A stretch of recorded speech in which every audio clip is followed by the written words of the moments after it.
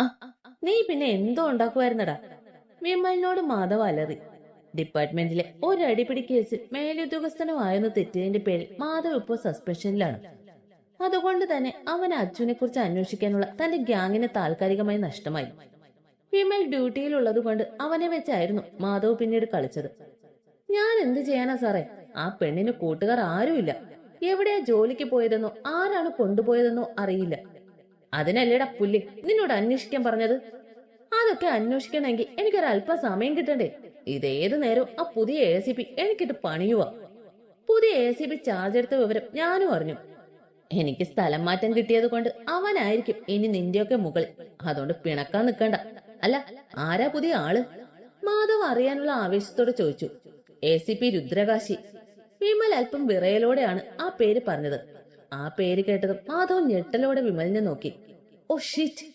പെട്ടെന്ന് ദേഷ്യത്തോടെ നിലത്ത് കിടന്ന കസിര ചവിട്ടി തെറിപ്പിച്ചുകൊണ്ട് അലറിയവനെ കണ്ട് വിമലൊന്ന് പകച്ചുപോയി.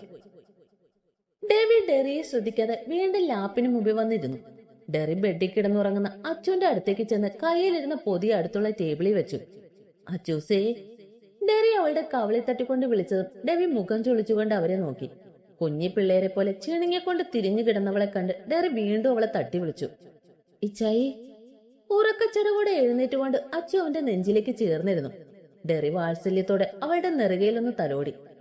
വേഗം മുഖം കഴുകി വാ കുഞ്ഞി, ഇച്ചായി നിനക്ക് നല്ല അടിപൊളി ഒരു ഐറ്റം കൊണ്ടുവന്നിട്ടുണ്ട്. അവൻ അവളിൽ ആകാംക്ഷ നിറച്ചു. കേട്ട പാതി അവൾ വേഗം എഴുന്നേറ്റ് വാഷ്റൂമിലേക്ക് ഓടി. എന്നതാണാവോ ഇത്ര സ്പെഷ്യൽ ഐറ്റം? ഇവരെ തന്നെ ശ്രദ്ധിച്ചിരുന്ന ഡെവി മനസ്സിൽ ഞൊടിഞ്ഞു. അച്ചു ഫ്രഷായി വന്നത് ചെറിയ ടേബിൾ ബെഡിനടുത്തേക്ക് നീക്കിയിട്ടുകൊണ്ട് ഡെറി അവൾക്ക് മുമ്പിൽ ഒരു പൊതിയെടുത്ത് വെച്ചു കൊടുത്തു. അച്ചു ചിരിയോടെ പൊതി തുറന്നു. നല്ല കുരുമുളകിട്ട് വരട്ടിയ ബീഫിന്റെ മണം മൂക്കിലേക്ക് അടിച്ചു കയറിയതും അച്ചുന്റെ നാവിലൂടെ വെള്ളമൂറി. അവൾ വേഗം അതിൽ നിന്ന് ഒരു പീസ് എടുത്ത് വായിലേക്ക് വെച്ചു. പൊതുവെ എരിവും മസാലയൊക്കെ ഒത്തിരി ഇഷ്ടമുള്ള ആളാണ് അവൾ. അതുകൊണ്ട് തന്നെ അവൾക്കത് ഒത്തിരി ഇഷ്ടമായി. ആരെയും ശ്രദ്ധിക്കാതെ അത് മുഴുവൻ അവൾ ഒറ്റ ഇരിപ്പിന് കഴിച്ചു തീർത്തു. ഡെറി അവളുടെ തലയിലൊന്ന് തലോടിക്കൊണ്ട് അവിടെ നിന്നും തന്റെ റൂമിലേക്ക് പോയി. ഡെറി പോയതും ഡെവി തന്റെ ലാപ്പ് അടച്ചു വെച്ചുകൊണ്ട് പതിയെ എഴുന്നേറ്റ് അച്ചുവിനടുത്തേക്ക് ചെന്നു. സ്വന്തം കൈവിരൽ ഉറിഞ്ചിയെടുക്കുന്നവളെ കണ്ട് ഡെവി അവൾക്ക് അടുത്തേക്ക് ഇരുന്നു കൊണ്ട് അവളുടെ വലം കൈ തന്റെ കയ്യിൽ ഒതുക്കി. അച്ചു ഞെട്ടലോടെ അവനെ നോക്കിയതും അവൻ അവളുടെ മിഴികളിലേക്ക് വശ്യമായി നോക്കി. അവളുടെ കൈവിരൽ പതിയെ വായിൽ വെച്ച് അവനൊന്ന് നുണഞ്ഞതും അച്ചു ആകെ ഒന്ന് വിറച്ചുപോയി. അവൻ അവളെ നോക്കിക്കൊണ്ട് തന്നെ അവളുടെ ഓരോ വിരലുകളും നുണഞ്ഞെടുത്തു. പതിയെ ഡെവി അവളെ എടുത്ത് തന്റെ മടിയിലേക്ക് ഇരുത്തിക്കൊണ്ട് ആ കുഞ്ഞു ചുണ്ടുകളെ കവർന്നെടുത്തു. ഒന്ന് ഏങ്ങിക്കൊണ്ട് വിറയലോടെ അവൾ അവനോട് പറ്റിച്ചേർന്നിരുന്നു. ഉള്ളിൽ നിറഞ്ഞ സന്തോഷത്തോടെ ഡെവി അവളിലെ തേൻ നുണഞ്ഞു. അച്ചു അവന്റെ ഷർട്ട് ചുരുട്ടി പിടിച്ചു. ഒത്തിരി നേരത്തെ ചുംബനം അവൾ ആകെ തളർത്തി. അത് മനസ്സിലായതും അവൻ അവളിൽ നിന്നും അകന്നു മാറി. തന്റെ മുഖത്തേക്ക് നോക്കാൻ മടിക്കുന്നവളെ കണ്ട് അവൻ അവളുടെ താടിത്തുമ്പിൽ പിടിച്ച് ആ മുഖം തനിക്ക് നേരെ ഉയർത്തി. നല്ല രുചിയുണ്ടല്ലേ? ശരിക്കും നിനക്ക് ഇങ്ങനെയുള്ള ഫുഡൊക്കെ ഇഷ്ടമാണെങ്കിൽ അത് എന്നോട് പറഞ്ഞൂടെ? ആദ്യം ഞാൻ വാങ്ങി തരില്ലേ നിനക്ക്? എന്തിനാ വെറുതെ ആ ഡെറിയുടെ വാലി തൂങ്ങുന്നത്? അവൻ അല്പം ദേഷ്യത്തോടെയാണ് ചോദിച്ചതെങ്കിലും ആ വാക്കുകളിൽ നിറഞ്ഞു നിന്നത് അവളോടുള്ള പരിഭവം മാത്രമായിരുന്നു. എന്നാൽ അവൾക്കതൊന്നും മനസ്സിലായില്ല. അവൾ പേടിയോടെ അവനെ നോക്കിയതും അവൻ ശ്വാസം ഒന്ന് എടുത്തു വിട്ടു. പോയി കൈ കഴുകിയിട്ട് വന്ന് കിടക്കാൻ നോക്ക്, എനിക്ക് കുറച്ച് വർക്ക് കൂടിയുണ്ട്. അവൻ അവളിൽ നിന്നും അകന്നുകൊണ്ട് പറഞ്ഞതും അവൾ വേഗം ഓടിച്ചെന്ന് ബാത്റൂമിൽ കയറി വാതിലടച്ചു. അവളുടെ പോക്ക് കണ്ട് അവൻ അറിയാതെ ഒന്ന് പുഞ്ചിരിച്ചു പോയി. തന്റെ മുൻപിലിരിക്കുന്ന ഫയലുകളെല്ലാം കാശി വ്യക്തമായി പരിശോധിച്ചു. അവന്റെ മനസ്സിൽ പല സംശയങ്ങളും ഉരുവായി. ഒത്തിരി നേരം വർക്ക് ചെയ്തതും അവന് തലയാകെ വേദനിച്ചു. സോഫയിലേക്ക് ചാരിക്കിടന്നുകൊണ്ട് അവൻ മിഴികൾ മൂടി. പണ്ടായിരുന്നുവെങ്കിൽ തനിക്കൊരു കുഞ്ഞു ജലദോഷം വന്നാൽ പോലും അമ്മ കൂടെ ഉണ്ടാകുമായിരുന്നു. എന്നീ ലോകത്ത് താൻ ഒറ്റയ്ക്കാണെന്ന് അവന്റെ ഹൃദയം ഒഴിഞ്ഞു. ആ ഒറ്റപ്പെടൽ അവനെ വല്ലാതെ മടുപ്പിച്ചിരുന്നു. തലവേദന കൂടിയപ്പോൾ അവൻ അടുക്കളയിലേക്ക് പോയി. സ്വയം കാപ്പി ഇട്ട് കുടിച്ചു. കാപ്പി കുടിച്ചതും അവൻ അല്പം ഒരു ആശ്വാസം തോന്നി. അച്ചുവിന്റെ ഫയൽ അവൻ കയ്യിലെടുത്തതും അവന്റെ മിഴികളൊന്ന് കുറുകി. അന്നൊരിക്കൽ തനിക്ക് മുമ്പിൽ വന്നു നിന്ന ബൈക്കിലെ പിന്നിലിരുന്ന പെൺകുട്ടിയാണ് അവൾ എന്ന് അവൻ വേഗം തിരിച്ചറിഞ്ഞു. അവന്റെ മനസ്സിൽ ആ നിമിഷം ഡെറിയുടെ മുഖം സംശയത്തോടെ ഓടിയെത്തി. അവന്റെ മിഴികൾ ചുവന്നു. കണ്ണുകളിൽ ദേഷ്യം ആളിക്കത്തി. ഞാൻ അന്വേഷിക്കുന്ന പ്രതി അത് നീയാകാതെ ഇരിക്കട്ടെ. ആ പിഞ്ചു കുഞ്ഞുങ്ങളുടെ മരണത്തിന് കാരണം അതിന് നീയാണെങ്കിൽ ഐ സ്വെയർ നിന്റെ മരണം അതെന്റെ കൈകൾ കൊണ്ടാവും. ദേഷ്യത്തോടെ അവൻ മുരണ്ടു. ഉള്ളിലെവിടെയോ ഒരു വിങ്ങൽ. അവൻ അറിഞ്ഞെങ്കിലും അതൊന്നും അവൻ കാര്യമാക്കിയില്ല. ഡെറിയുടെ മുഖം തന്നെ അവൻ തന്റെ മനസ്സിൽ കുറിച്ചിട്ടു. ഒപ്പം അവന്റെ കൂടെ ഉണ്ടായിരുന്ന അച്ചുവിന്റെ. പകൽ ഉറങ്ങിയത് കൊണ്ട് തന്നെ എത്ര തിരിഞ്ഞും മറിഞ്ഞും കിടന്നിട്ടും അച്ഛന് ഉറക്കം വന്നില്ല. അവളുടെ അവസ്ഥ മനസ്സിലായെങ്കിലും ഡെവി അത് കണ്ടതായി പോലും ഭാവിച്ചില്ല. വെറുതെ കിടന്നിട്ട് അവൾക്ക് ആകെ മടുപ്പ് തോന്നി. പെട്ടെന്നാണ് അവളുടെ ഇടുപ്പിൽ അവന്റെ കൈകൾ മുറുകിയത്. അച്ചു വിറച്ചുപോയി.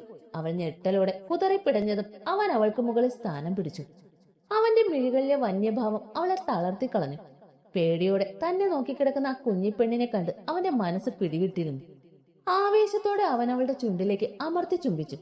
അവന്റെ കൈകൾ അവളിൽ അലഞ്ഞതും അച്ചുവിന്റെ കണ്ണുകൾ മിഴിഞ്ഞുപോയി. അവളുടെ ധാവണി അവൻ നിമിഷ നേരം കൊണ്ട് അഴിച്ചെറിഞ്ഞു. അവന്റെ കൈകൾ അവളുടെ മാറിൽ പിടിമുറുക്കിയതും അച്ചു തന്റെ മിഴികൾ കൂട്ടിയടച്ചുകൊണ്ട് ആകെ തളർന്നുപോയി. ഡെവി അവളെ വിടാതെ തന്നോട് ചേർത്ത് മുറുക്കി. അവളുടെ മാറിലെ മാർദ്ദവം അവനെ കൂടുതൽ ഉന്മവത്തനാക്കി. അച്ചു ഭയന്ന് വിറയ്ക്കാൻ തുടങ്ങി. സത്യത്തിൽ അവളുടെ വിറയെ ഇപ്പോൾ അവനൊരു ലഹരിയായി മാറിയിരുന്നു. തന്റെ ഹൃദയം കിടന്ന് തുള്ളി മറിയുന്നത് അവൻ കൂടി അറിയുന്നുണ്ടല്ലോ എന്നോർത്തപ്പോൾ അവൾക്ക് വല്ലാത്ത ജാള്യത തോന്നി. നിസ്സഹായതയോടെ അവളുടെ മിഴികൾ കലങ്ങി മറിഞ്ഞതും അവൻ അവളെ ദേഷ്യത്തോടെ ഒന്ന് നോക്കി. എരിയുന്ന അവന്റെ മിഴികൾ കണ്ട് അവൾ ഒന്ന് ഭയന്നു പോയി. ഒരു തുള്ളി, ഇനി ഒരു തുള്ളി നിന്റെ കണ്ണിൽ നിന്ന് പുറത്തേക്ക് ചാടിയ. അതൊരു ഭീഷണിയായിരുന്നു. പേടിയോടെ അച്ചു അവനെ നോക്കി. അവന്റെ ഗൗരവം തിങ്ങിയ മുഖവും അഗ്നി പോലെ ചുമന്ന കണ്ണുകളും അവളിൽ ഭീതി പടർത്തി. അടുത്ത നിമിഷം അവളുടെ മാറിലേക്ക് ഡെവി മുഖം പൊട്ടിയതും അവൾ ഒന്ന് പിടഞ്ഞു പൊങ്ങി. അവളുടെ നെഞ്ചിൽ പറ്റിക്കിടക്കുന്ന ആ കുഞ്ഞു താലിമാലയെ അവന്റെ ചുണ്ടമർന്നതും അവന്റെ മീശരോമങ്ങൾ കൊണ്ട് അവൾക്ക് ഇക്കിളിയായി. ആ പ്രവൃത്തിയിലൂടെ നീ എന്റെ ആരാണെന്ന് പറയാതെ അവൾക്ക് പറഞ്ഞു കൊടുത്തതായിരുന്നു അവൻ. പക്ഷെ ആ പൊട്ടിപ്പെണ്ണിന് അതിന്റെ പൊരുൾ മനസ്സിലാക്കാൻ സാധിച്ചില്ല. ആ അറിയാതെ ഇക്കിളി കൂടി ഒരു പൊട്ടിച്ചിരി അവളിൽ നിന്നും പുറത്തേക്ക് വന്നത് ഡെവി അവളെ കണ്ണുകൾ വിടർത്തി ഒന്ന് നോക്കി. മൊത്ത കിലങ്ങും പോലെയാണ് അവന് തോന്നിയത്. ആ ചിരി ഒന്നുകൂടി കേൾക്കാനായി അവന്റെ ഉള്ളൊന്ന് തുടിച്ചു. നിമിഷ നേരം കൊണ്ട് അവൻ അവളുടെ ടോപ്പ് താഴേക്ക് വലിച്ചു താഴ്ത്തി. അച്ഛൻ ഞെട്ടലോടെ കണ്ണും മിഴിച്ചതും അവളുടെ ഇന്നറിന് മുകളിലൂടെ ആ കുഞ്ഞു മാറി അവൻ തന്റെ മുഖയിട്ടുരച്ചു. മീശയും താടിയും കുത്തിക്കേറിയതും ഇക്കിളി കൂടി സ്വയം നിയന്ത്രണം വിട്ട് അവൾ ഉറക്കെ പൊട്ടിച്ചിരിച്ചു പോയി. തന്റെ കയ്യിൽ കിടന്ന് പിടഞ്ഞു ചിരിക്കുന്നവളെ കണ്ട് അവൻ വീണ്ടും വീണ്ടും അങ്ങനെ തന്നെ ചെയ്തു. ചിരിച്ച് ചിരിച്ച് അച്ഛന്റെ കണ്ണൊക്കെ നിറഞ്ഞൊഴുകി. അവൾക്ക് ശ്വാസം വിങ്ങിയതും അവൻ ആ മാറിൽ അടങ്ങിക്കിടന്നു. സത്യത്തിൽ അവൾക്ക് വല്ലാത്ത പേടി തോന്നി. അനുസരണക്കേട് കാണിച്ചിരിക്കുന്നു. തന്റെ കണ്ണുകൾ നിറഞ്ഞൊഴുകി പോയിരിക്കുന്നു. അവൻ ഇനി തന്നെ എന്തു ചെയ്യും എന്നൊരു പേടി അവളിൽ നിറഞ്ഞു. പക്ഷെ അവള് കരുതിയതുപോലെ ഒന്നും അവനിൽ നിന്നും ഉണ്ടായില്ല. കുറച്ചു സമയം അവൾ പേടിയോടെ അനങ്ങാതെ കിടന്നു. സമയം കടന്നുപോയി. തന്റെ നെഞ്ചിലേക്ക് അവൾ പതിയെ ഒന്ന് നോക്കി. തന്റെ മാറിൽ മുഖം പൂഴ്ത്തി കിടന്നുറങ്ങുന്നവനെ കണ്ട് അവൾക്ക് ശ്വാസം ഒന്ന് എടുത്തു വിട്ടു. മാധവ് തന്റെ കയ്യിലെ ഫോൺ നിലത്തേക്ക് വലിച്ചെറിഞ്ഞു. അവനാകെ ദേഷ്യം വന്നു. എവിടെ പോയി ഒളിച്ചു കിടക്കുവാടി നീ? അവൻ ദേഷ്യത്തോടെ തലമുടിയിലൊന്ന് കോർത്തു വലിച്ചു. വിമലവനെ അല്പം പേടിയോടെ നോക്കി. സർ, ആ കൊച്ചിനെ നമുക്ക് കണ്ടെത്താം. പക്ഷെ ഇപ്പൊ പ്രശ്നം അതല്ല. ആ ACP കാശിയാണ്. ആന്റണിയെ മിക്കവാറും അവൻ പൊക്കും. വിമൽ അല്പം ഭയത്തോടെ പറഞ്ഞു. മാധവ് ഒരു സിഗരറ്റ് എടുത്ത് തീ കൊളുത്തി. അവനൊരു പുല്ലും ചെയ്യാൻ പോകുന്നില്ല. എന്റെ സസ്പെൻഷൻ ഒന്ന് കഴിഞ്ഞോട്ടെ. പുക ഊതി വിട്ടുകൊണ്ട് അവൻ പറഞ്ഞു. അതിന് ഇനിയും ഇല്ലേ 2 മാസം. അതിനുള്ളിൽ ആ കാശ് വല്ലതും കണ്ടുപിടിച്ച പിന്നെ എന്റെ കാര്യം ഗോവിന്ദ. നീ ഇങ്ങനെ കിടന്ന് തുള്ളാതടാ. കാശിക്ക് ആന്റണിയെ കിട്ടില്ല. അയാളെ ഞാൻ മുംബൈക്ക് കടത്തി. മാധവ് വിമലിനെ ആശ്വസിപ്പിച്ചു. ഓ, അത്രയും ആശ്വാസം. വിമൽ അല്പം സമാധാനത്തോടെ പറഞ്ഞു. നീ മരുന്ന് എന്തെങ്കിലും ഉണ്ടെങ്കിൽ എടുക്ക്. എനിക്ക് തല പെരുക്കുന്നു. 2 എണ്ണം അടിച്ച എല്ലാം ശരിയാകും. കയ്യിലെ സിഗരറ്റ് ഒന്നുകൂടി ആഞ്ഞു വലിച്ചുകൊണ്ട് അവൻ പറഞ്ഞത് വിമൽ ഇടുപ്പിൽ തിരികെ ഒരു മദ്യക്കുപ്പി പുറത്തേക്കെടുത്ത് ടേബിളിൽ വെച്ചു. ഇരുവരും പല ലക്ഷ്യങ്ങളും മനസ്സിൽ വെച്ചുകൊണ്ട് മദ്യസേവയിലേക്ക് മുഴുകി. നേരം വെളുത്തപ്പോ തന്നെ ഡെവി എഴുന്നേറ്റ് പോയിരുന്നു. നല്ല തണുപ്പായതുകൊണ്ട് തന്നെ അച്ചു മൂടി പുതിച്ച് കിടന്നുറങ്ങി. സമയം കടന്നുപോയി. അച്ചുനെ കാണാതെ ഡെറി മുറിയിലേക്ക് വന്നു നോക്കി. മണി 9 ആയെന്ന് കണ്ടതും അവൻ അവൾക്ക് അടുത്തേക്ക് ചെന്നു. എഴുന്നേക്കടി കൊച്ചേ, എടിയേ. അവൻ അവളെ കുലുക്കി വിളിച്ചതും മുഷിപ്പോടെ അവൾ കണ്ണു തുറന്നു. എന്നെ ഉറക്കാടി കൊച്ചേ, ഇങ്ങനെ കിടന്ന നിനക്ക് എന്തെങ്കിലും അസുഖം പിടിക്കും. അവൻ അങ്ങനെ പറഞ്ഞത് അച്ചു അവനെ നോക്കി ചുണ്ടു മലർത്തി. വേഗം കുളിച്ച് താഴേക്ക് വാ. അവിടെ നല്ല പൂരിയും മസാലയും ഉണ്ട്. എനിക്കിപ്പോ ഒന്നും വേണ്ട അച്ചായി. ചടപ്പോടെ അവൾ പറഞ്ഞതും അവന്റെ നെറ്റിയൊന്ന് ചുളിഞ്ഞു. കാരണം അവന്റെ കാഴ്ചപ്പാടിൽ ആഹാരം കഴിക്കാൻ അത്ര ഇഷ്ടമുള്ള ഒരുവളാണ് അച്ചു. എന്നാടി കൊച്ചേ, വയ്യേ നിനക്ക്? അവളുടെ അടുത്തിരുന്നു കൊണ്ട് അവൻ ചോദിച്ചതും അച്ചു ആകെ വല്ലാതെ. സത്യത്തിൽ അവൾക്ക് നല്ല പേടിയുണ്ടായിരുന്നു താഴേക്ക് പോകാൻ. എനിക്കൊന്നുമില്ല, താഴെ പോകാൻ ഞാൻ ഇല്ല. ബീനയുടെ ഉപദ്രവം സഹിക്കാനുള്ള മനസ്സൊന്നും അന്ന് അവൾക്കില്ലായിരുന്നു. എന്തോ ഒരു മടുപ്പ് പോലെ. ഡെറി അവളെ സൂക്ഷിച്ചൊന്ന് നോക്കി. അച്ചു കള്ളത്തരം കാണിച്ച കുട്ടിയെ പോലെ അവന് മുഖം കൊടുത്തില്ല. അതെന്താ നിനക്ക് താഴെ വരാൻ ഇത്ര മടി? സാധാരണ നീ ഇവിടെ കിച്ചണിലെ ചേച്ചിമാരുടെ കൂടെയാണ് എപ്പോഴും എന്നാണല്ലോ ഞാൻ അറിഞ്ഞത്. ഇന്നെന്തു പറ്റി? ഡെറിയുടെ ചോദ്യം കേട്ട് അച്ചു ആകെ ഒന്ന് പരിങ്ങി. അവള് തങ്ങളിൽ നിന്നും എന്തോ ഒളിപ്പിക്കുന്നുണ്ടെന്ന് അവന് സംശയം തോന്നി. എന്താണെങ്കിലും എന്നോട് തുറന്നു പറ കൊച്ചേ. അവന്റെ കൂർപ്പിച്ച നോട്ടം കണ്ട് അച്ചു ഉമിനീറിറക്കി. ഞാൻ ചോദിച്ചു കേട്ടില്ലേ കുഞ്ഞി? നിനക്കിവിടെ എന്തെങ്കിലും ബുദ്ധിമുട്ടുണ്ടോ? ഡെറി അവളെ സൂക്ഷിച്ചു നോക്കിക്കൊണ്ട് ചോദിച്ചു. അങ്ങനെയൊന്നും ഇല്ലേ ചായി, എനിക്കിവിടെ ശരിക്കും മടുപ്പ് തോന്നുന്നു. അവൾ ഒരുവിധം പറഞ്ഞൊപ്പിച്ചു. അത് കേട്ടതും അവനൊന്ന് ചിരിച്ചു. ആ, അത്രേ ഉള്ളൂ. എന്ന് എന്റെ കൊച്ചിന് നിന്റെ കെട്ടി ഒരു സമ്മാനം കരുതി വെച്ചിട്ടുണ്ട്. അത് കയ്യിൽ കിട്ടുമ്പോ ഈ ബോറടിയൊക്കെ അങ്ങ് മാറിക്കോളും കേട്ടോ. എന്തോ അർത്ഥം വെച്ച് പറയുന്നവനെ കണ്ട് അവൾ മിഴിച്ചു നോക്കി. സത്യത്തിൽ അവൾക്ക് അവൻ പറഞ്ഞതൊന്നും മനസ്സിലായില്ല. ഞാൻ എന്നാ ഇറങ്ങുവാ കൊച്ചേ, നീ ആ TV ഒക്കെ കണ്ടിരിക്കി. അവളുടെ കവിളിലൊന്ന് തട്ടിക്കൊണ്ട് അവനും പുറത്തേക്ക് നടന്നു. പെട്ടെന്ന് എന്തോ ഓർത്തതുപോലെ ഡെറി തിരികെ വന്ന് പോക്കറ്റിൽ നിന്നൊരു ചെയിൻ എടുത്ത് അവളുടെ കഴുത്തിലേക്ക് ഇട്ടുകൊടുത്തു. ഇത് നിന്റെ കെട്ടിയവൻ നിന്നെ ഏൽപ്പിക്കാൻ പറഞ്ഞു തന്നതാ, ഞാനങ്ങ് മറന്നുപോയി. ഊരി വെക്കരുത് കേട്ടോ. അവളൊന്ന് മൂളിയതും ചിരിയോടെ അവൻ പുറത്തേക്ക് നടന്നു. അവൾ ആ സമയം കൊതിയോടെ ആ ഹാളിലെ വലിയ TVയിലേക്കൊന്ന് നോക്കി. അതൊന്ന് കാണാൻ അവളുടെ ഉള്ളം കൊതിച്ചു. തന്റെ സ്ഥാനം ഓർത്തതും ഉള്ളി വല്ലാത്ത നിരാശ പടരുന്നത് അവൾ അറിഞ്ഞു. വേണ്ട, ആവശ്യമില്ലാത്ത ഒന്നും ആഗ്രഹിക്കാൻ പാടില്ല. സ്വയം ഉള്ളിലെ മോഹത്തെ അടക്കി വെച്ച് ആ കുഞ്ഞിപ്പെണ്ണ്. ഇതേ സമയം ഡെറി പോകാൻ കാത്തു നിന്നതായിരുന്നു ബീന. ഡെറിയും ഡെവിയും പോയപ്പോ തന്നെ ഗാർഡ്സ് അലേർട്ടായി. അച്ചു അല്പം മടിയോടെ കിച്ചണിലേക്ക് നടന്നു. അവൾ വരുന്ന കണ്ട ബീന പുച്ഛത്തോടെ അവിടെ നിന്നു. ആഹാ, ആരായത്? വരണം മാഡം, പ്ലീസ് ഇവിടെ ഇരിക്കൂ.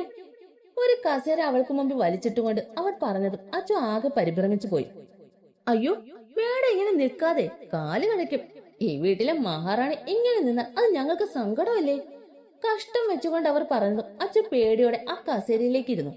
പെട്ടെന്ന് ബീന ആ കസേരയോടെ അവളെ ചവിട്ടി താഴെയിട്ടു. ആ, വേദന കൊണ്ട് അവളൊന്ന് കരഞ്ഞുപോയി. പേടിയോടെ അവൾ ആ വെറും നിലത്ത് കിടന്നുകൊണ്ട് അവരെ മുഖമുയർത്തി നോക്കി. ബാക്കിയുള്ള ജോലിക്കാരെല്ലാം ഈ കാഴ്ച കണ്ട് നിൽക്കുവാണ്. അതിൽ പലർക്കും ആ കുഞ്ഞിപ്പെണ്ണിനോട് സഹതാപം തോന്നിപ്പോയി. കണ്ണീരോടെ അച്ഛൻ നിലത്ത് കിടന്ന് അവരെ നോക്കിയതും അവളുടെ കരണം നോക്കി ഒന്ന് കൊടുത്തു അവർ. ആ, അടി കൊണ്ടതും വീണ്ടും അവൾ നിലത്തേക്ക് വീണുപോയി. വീഴ്ചയിൽ നെറ്റിപ്പൊട്ടി രക്തം ഒഴുകി. പൊന്ന മോളെ, അവന്മാരെ കാണുമ്പോ എന്താ അവളുടെ ഒരു താണ്ട്. ഇങ്ങോട്ട് വാടി. അച്ഛന്റെ കയ്യിൽ പിടിച്ച് വലിച്ചുകൊണ്ട് അവർ അവളെ എടുത്തുയർത്തി നിർത്തി. ഇതിന് മാത്രം ആണുങ്ങളെ മയക്കാൻ നിന്റെ ഈ ശരീരത്തിൽ ഞങ്ങൾക്കൊന്നും ഇല്ലാത്ത എന്താടി നിനക്കുള്ളത്? അവർ അവൾക്ക് നേരെ അലറിയതും അച്ഛൻ വിങ്ങിക്കരഞ്ഞുകൊണ്ട് അവരെ നോക്കി. പെട്ടെന്ന് ബീനയുടെ മിഴികൾ എന്തോ വന്യമായി തിളങ്ങി. അവരുടെ മുഖത്ത് നിറയുന്ന ക്രൂരമായ ചിരി കണ്ട് അച്ഛന്റെ മിഴികൾ ഭയത്താൽ പിടഞ്ഞു. ചോദിച്ചത് കേട്ടില്ലേ? നിനക്ക് എന്താ കൂടുതലുള്ളതെന്ന് ഞങ്ങളും കൂടി ഒന്ന് അറിയട്ടെന്നേ. വഷളം ചിരിയോടെ ബീന ചോദിച്ചതും അച്ചു ഒന്ന് ഞെട്ടിപ്പോയി. അവൾക്ക് ചിന്തിക്കാനുള്ള സമയം പോലും കൊടുക്കാതെ നിമിഷ നേരം കൊണ്ട് ബീന അവളുടെ ടോപ്പ് വലിച്ചു കീറി. ജോലിക്കാരെല്ലാം ഈ കാഴ്ച കണ്ട് ഞെട്ടി അവരെ നോക്കി. അവരിൽ നിന്നും അത്തരൊരു പ്രവൃത്തി ആരും സ്വപ്നത്തിൽ പോലും കരുതിയില്ല എന്നതാണ് സത്യം. അച്ചു പേടിച്ച് അലറി കരഞ്ഞുകൊണ്ട് സ്വന്തം ശരീരം ഇരു കൈകൾ കൊണ്ട് പൊത്തിപ്പിടിച്ചു. അയ്യോടി, വേശ്യയ്ക്കും ചാരിത്ര്യമോ?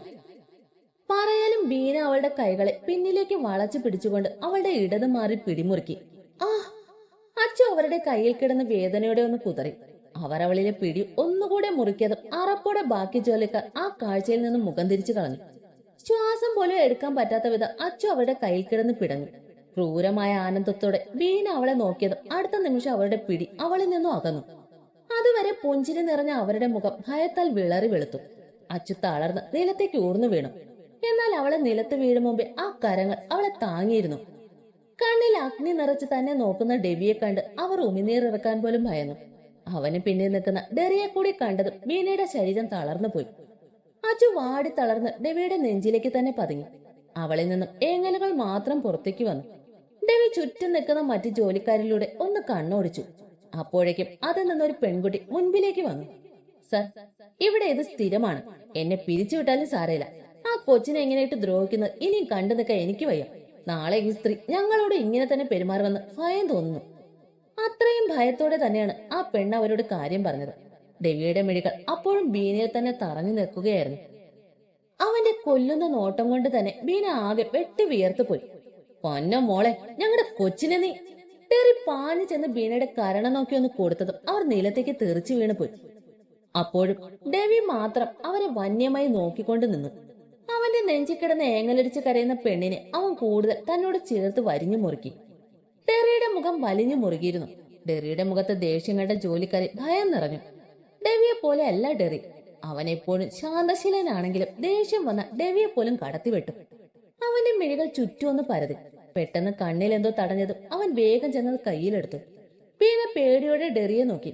മുളകുപൊടി ടിന്നുമായി തനിക്ക് അരികിലേക്ക് വരുന്നവനെ കണ്ട് അവരുടെ കണ്ണ് മിഴിഞ്ഞുപോയി. നിനക്ക് മുളക് ഒത്തിരി ഇഷ്ടമാണല്ലേ? പറയലും ഡെറി ആ ടിന്നു തുറന്ന് അതിലെ പൊടി അവരുടെ തലയിലൂടെ തൂക്കിയതും ഒരുമിച്ചായിരുന്നു. മീനയ്ക്ക് കണ്ണും മുഖവും ആകെ നീറിപ്പുകഞ്ഞു. ആ അമ്മേ, ആ!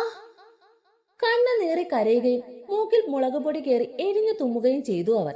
ഡെറി ഉന്മാദത്തോടെ അവരെ നോക്കി. അവരുടെ കരച്ചിൽ അവനെ അത്രയും വന്യതയിൽ എത്തിച്ചിരുന്നു. അവൻ അടുക്കള വശത്തോടെ വീടിന്റെ പിന്നാമ്പുറത്തേക്ക് ഇറങ്ങി. അവിടെ ഉണ്ടായിരുന്ന ഒഴിഞ്ഞ പട്ടിക്കൂട്ടി തുരുമ്പിച്ചു ഉപയോഗശൂന്യമായി കിടന്ന ഒരു ഇരുമ്പുത്തോടെ അവൻ വലങ്കൈ ചുറ്റിയെടുത്തുകൊണ്ട് തിരികെ വന്നു.